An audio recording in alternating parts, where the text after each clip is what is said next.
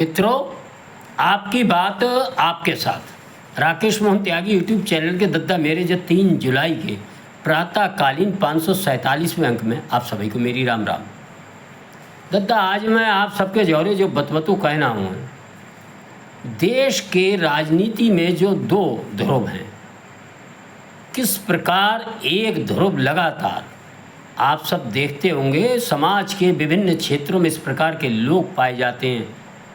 जिनसे आप बात करेंगे तो वो हर अच्छी से अच्छी चीज़ में 50 कमियां निकाल कर आपको रख देंगे। ऐसे लोग बहुतायत से पाए जाते हैं, लेकिन आप देखेंगे वह लोग कभी जीवन में ना स्वयं उन्नति कर पाते हैं, ना उन पर जो जिम्मेवारी होती है, जिन संस्थाओं जिन संगठन की जिम्मेवारी होती है, ना उसको आगे बढ़ा पाते हैं। दूसरी ओर वह लोग हुआ करते हैं जो हर बुराई में से अच्छी चीज़ ढूंढकर हर बुरी से बुरी परिस्थितियों में किस प्रकार मैं मेरे देश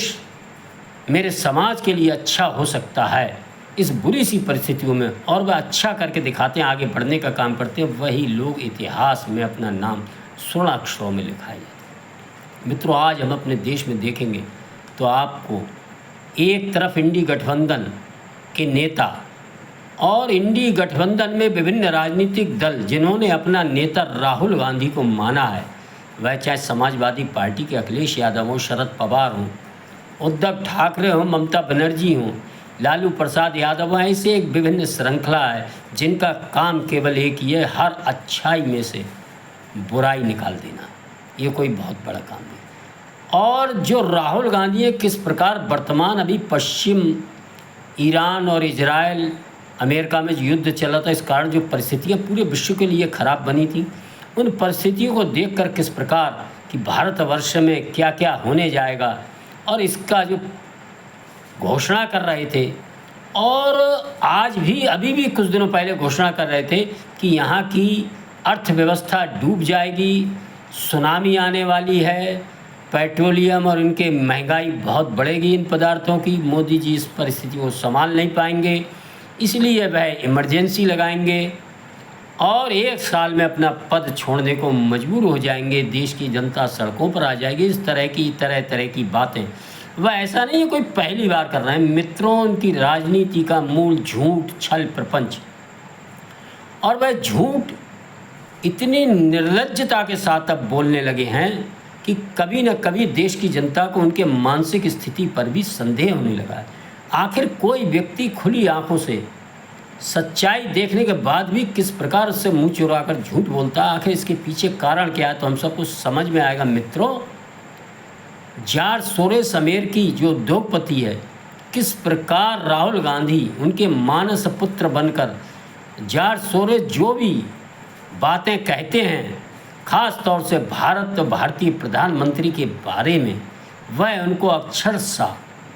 कंठस्थ कर भारतवर्ष में अपनी निजी हितों की पूर्ति के लिए, और ख़ास तौर से विदेशी शक्तियां जो भारतवर्ष की आर्थिक उन्नति, आर्थिक प्रगति, सैन्य प्रगति, अंतरिक्ष में प्रगति व 2047 के लक्ष्य को बहुत तेज़ी से उस लक्ष्य पर आगे बढ़कर विश्व में अपनी स्थिति को मजबूत करने का जो भारतीय प्रधानमंत्री ने लक्ष्य निर्धारित किया है, 140 करोड़ इस देश की जनता के सामर्थ्य पर, उस सामर्थ्य के आधार पर ही ये प्रधानमंत्री, भारत सरकार किस प्रकार अपने लक्ष्य को प्राप्त करने को आगे बढ़ रही है, वह लक्ष्य प्राप्त ना हो सके, इसके लिए इस प्रकार के लोग जॉर्ज सोरोस जैसे और इस देश में उनके जो चेले बने हुए हैं, राहुल गांधी व इंडी गठबंधन के नेता किस प्रकार इस प्रकार की अनर्गल बातें करते हैं। मैं आपका ध्यान दिलाऊंगा कि इन खराब परिस्थितियाँ खराब आई थी, पेट्रोलियम और गैस की उपलब्धता में कुछ निश्चित ही कमी आई थी, लेकिन किस प्रकार सरकार ने इन परिस्थिति को संभाला और कहीं भी जैसी उम्मीद की जा रही थी देश की जनता को कहीं कोई बहुत बड़ी दिक्कत नहीं होने दी। जो विश्व के अन्य देशों में महंगाई बढ़ी थी पेट्रोलियम पदार्थों की, मित्रों, उस हिसाब से महंगाई भी नहीं बढ़ी, और जो आर्थिक सुनामी इस देश की अर्थव्यवस्था डूबने की घोषणा कर रहे थे, मित्रों, जॉर्ज सोरोस व राहुल गांधी को जानना चाहिए कि विभिन्न अमेरिकी कंपनी, अमेरिकी उद्योगपति आज भारतवर्ष में लाइन लगाकर विश्व की प्रमुख अमेजन कंपनी, उसके प्रमुख एनडी जेसी 2026 से 30 तक भारत में निवेश करने की जो योजना है वह 48 अरब डॉलर,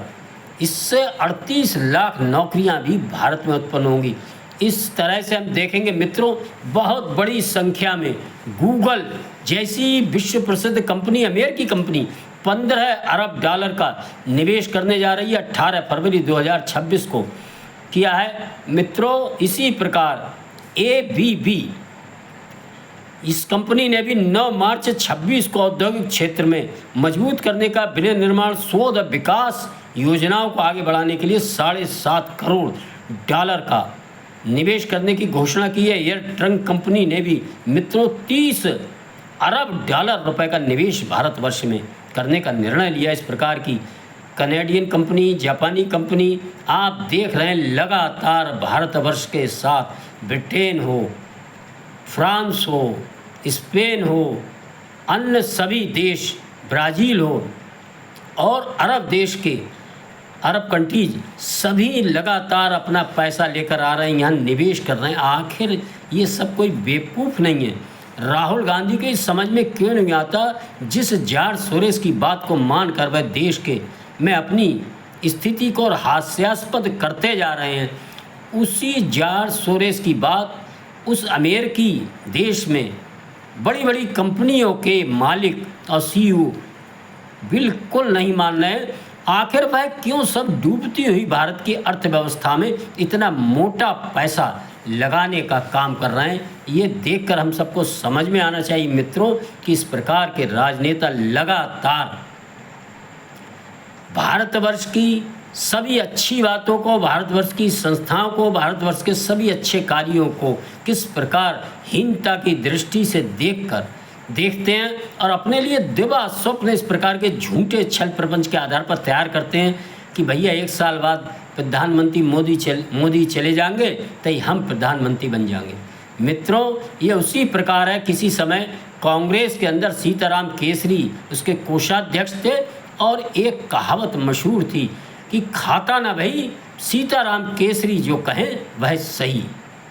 मित्रों, आज उसी प्रकार खाता ना भाई, जॉर्ज सोरोस जो कहें राहुल गांधी उसे ही माने सही। लेकिन दिक्कत ये है मित्रों, जॉर्ज सोरोस की बात राहुल गांधी तो सही मानते हैं और सही मानकर देश की जनता के सामने परोसने का भी काम करते हैं, लेकिन एक देश की जनता है कि उनकी किसी भी बात को अब सही मानने के लिए तैयार नहीं है और चुनाव दर चुनाव राहुल गांधी को उनके इस लगातार झूठ और छल प्रपंच का अपने मतदान के द्वारा जवाब देती जा रही है, लेकिन राहुल गांधी हैं कि मानते नहीं।